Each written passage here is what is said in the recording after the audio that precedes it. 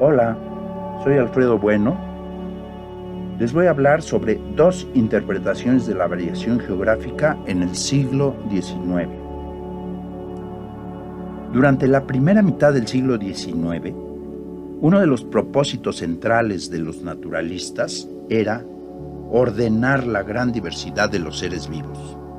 En realidad, este interés venía desde mucho tiempo atrás, aunque alcanzó un nivel sin precedente con el trabajo de Carlos Linneo a mediados del siglo XVIII.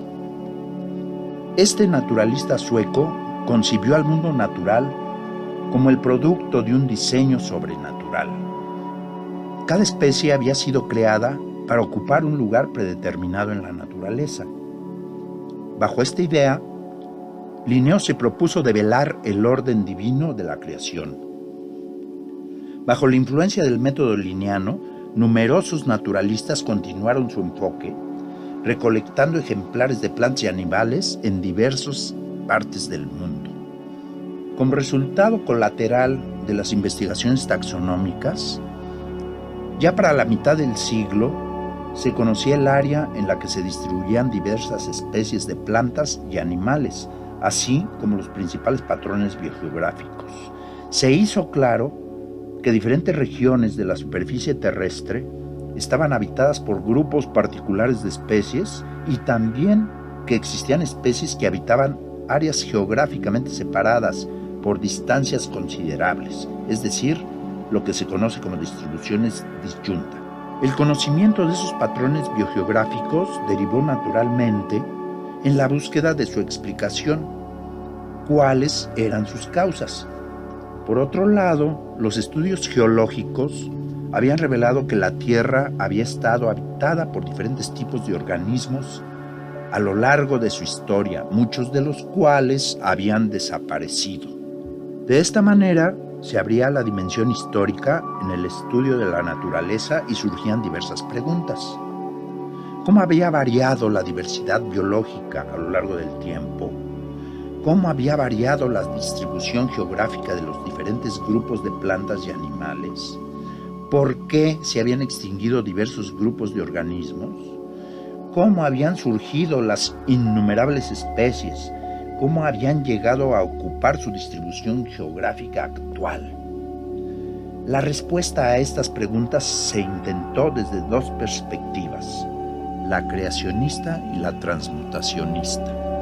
De acuerdo con el enfoque creacionista, cada especie era el producto de un acto sobrenatural e independiente de creación, y habitaba el área que se le había asignado en el plan divino.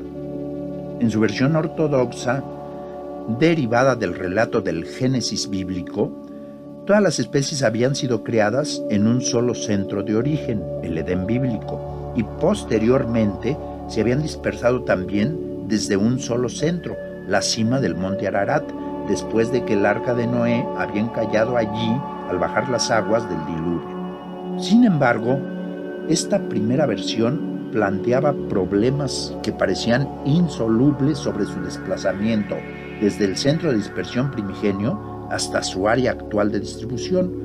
Por ello, se planteó una segunda versión que se hizo popular entre los naturalistas desde mediados del siglo XVIII. En esta versión modificada, se propuso que las distintas regiones biogeográficas eran el resultado de actos separados de creación. Ello tenía la ventaja de evitar los problemas de dispersiones desde el monte Ararat hasta regiones lejanas. Por ejemplo, ¿cómo podrían haber sobrevivido los osos polares a su migración desde el monte Ararat hasta llegar al círculo polar ártico, atravesando miles de kilómetros por desiertos inhóspitos? ¿Cuánto tiempo les habría llevado? ¿Cómo podrían haber soportado la insolación inclemente al atravesar tierras resecas? ¿De qué se habrían alimentado durante el transcurso de su travesía? El creacionismo también explicó las distribuciones disyuntas mediante creaciones independientes. La misma especie había sido creada en dos áreas lejanas entre sí. Del mismo modo, los cambios abruptos de organismos que revelaba el registro fósil se explicaron por extinciones y creaciones sucesivas de biotas completas previstas en el plan divino. Un trabajo que promovió fuertemente la visión de la naturaleza como parte de un diseño sobrenatural apareció apenas iniciado el siglo XIX. El clérigo inglés William Paley publicó su Teología Natural, con la intención expresa de combatir las perniciosas ideas transmutacionistas de Jean-Baptiste Lamarck y de Erasmus Darwin, el abuelo de Charles Darwin, quienes coincidían en su propuesta central, según la cual las especies no eran entidades inmutables, sino que por el contrario se modificaban a través del tiempo. Tal propuesta resultaba escandalosa. ¿Cómo se podría pensar que las especies, concebidas como entidades perfectas y diseñadas por la mano de Dios, pudieran modificarse? Ello suponía dudar de la sabiduría divina. La doctrina del diseño que sustentaba Paley partía de suponer que la naturaleza tenía un orden y un funcionamiento perfectos. Sostenía que la adaptación de las plantas y animales a sus condiciones de vida era perfecta, lo cual era la clara evidencia de un diseño con propósito. Incluso la estructura de cada órgano estaba diseñada para desempeñar su función con la máxima eficiencia. Dios había creado el mejor de los mundos posibles y su benevolencia se manifestaba en cada obra de la naturaleza. Sin embargo, medio siglo después del libro de Paley, se dio una interpretación revolucionaria sobre la diversidad biológica y su distribución geográfica. La causa fue la publicación de la teoría de la evolución de Charles Darwin. Aunque Darwin no tenía la intención de atacar a la teología natural, su teoría demolía sus fundamentos. Desde joven, Darwin había quedado profundamente impresionado con la lectura del Discurso preliminar sobre el estudio de la filosofía natural, escrita por el astrónomo y filósofo John Herschel. Bajo su influencia, Darwin adoptó el modelo de explicación mediante leyes naturales. Ello implicaba desechar las intervenciones directas sobrenaturales. Un caso que ilustra cómo se interpretaba la variación geográfica desde las perspectivas creacionista y evolucionista es el reporte del naturalista inglés Thomas Vernon Wollaston, quien pocos años antes de la publicación de El origen de las especies, abordó un asunto muy discutido a mediados del siglo XIX. ¿Cuál era la diferencia que había entre variedades y especies? Conviene aclarar que por entonces las sociedades científicas inglesas eran profundamente conservadoras y era popular la idea de que el designio divino podía conocerse a través del estudio de la naturaleza. Bajo la concepción inductivista que predominaba, para entender cómo operaba la naturaleza, era indispensable primero acumular todas las observaciones empíricas. Las ideas transmutacionistas se consideraban meras especulaciones y tenían escasos adeptos. En las colecciones zoológicas, un trabajo cotidiano era el de distinguir con precisión las especies genuinas de las meras variedades locales.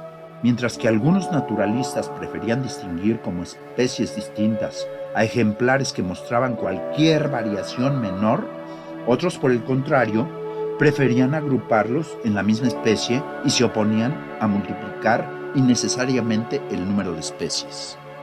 En ese contexto apareció el trabajo de Wollaston. Planteó una hipótesis que llamó del desarrollo, es decir, propuso que algunas variedades se desarrollaban a partir de una especie madre. A fin de cuentas, esta hipótesis del desarrollo planteaba lo mismo que la hipótesis transmutacionista, es decir, la modificación de las especies en el tiempo. Esta idea era inaceptable para los naturalistas conservadores. La transmutación de las especies disminuía, si no es que de plano negaba, la perfección de la obra divina. Sin embargo, había una diferencia importante. Wollaston pertenecía al selecto círculo de la comunidad científica conservadora. En este círculo, las ideas transmutacionistas no eran bien recibidas. Primero, porque se asociaban con posiciones sociales radicales. Segundo, porque no habían surgido siguiendo el método inductivista. Y tercero, porque el conocimiento del origen de las cosas, como el sistema solar o las especies, estaba más allá del alcance del conocimiento humano. Wollaston era un reconocido entomólogo de Cambridge, provenía de una familia ilustre y profesaba los cánones de la ortodoxia inductivista y las creencias de la teología natural.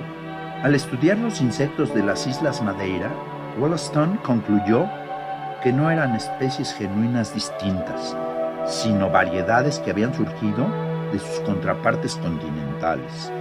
Las pequeñas diferencias en tamaño y otros caracteres que presentaban las especies isleñas se debían a las condiciones locales, tales como la naturaleza del suelo y el clima. Llamó a estas diferencias como variaciones legítimas, es decir, variaciones dentro de la misma especie, pero que no sobrepasaban el límite de la especie. Así se deslindaba Wollaston de cualquier simpatía por las ideas transmutacionistas y al mismo tiempo de una posición creacionista extrema, que veía cualquier pequeña variación como el producto de una creación especial distinta. Le parecía absurdo no admitir que el tiempo, el aislamiento y las condiciones locales podían ser causa de las pequeñas variaciones.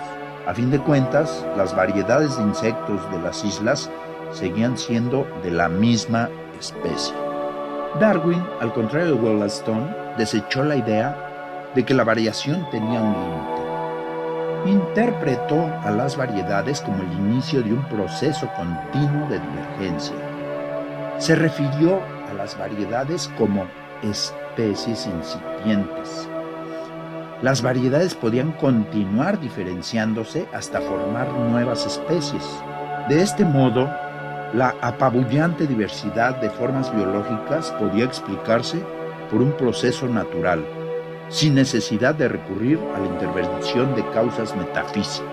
La diversidad biológica era resultado de un proceso en el que los descendientes de una especie se iban modificando gradualmente a lo largo del tiempo hasta convertirse en especies nuevas, que a su vez originarían con el tiempo a otras más.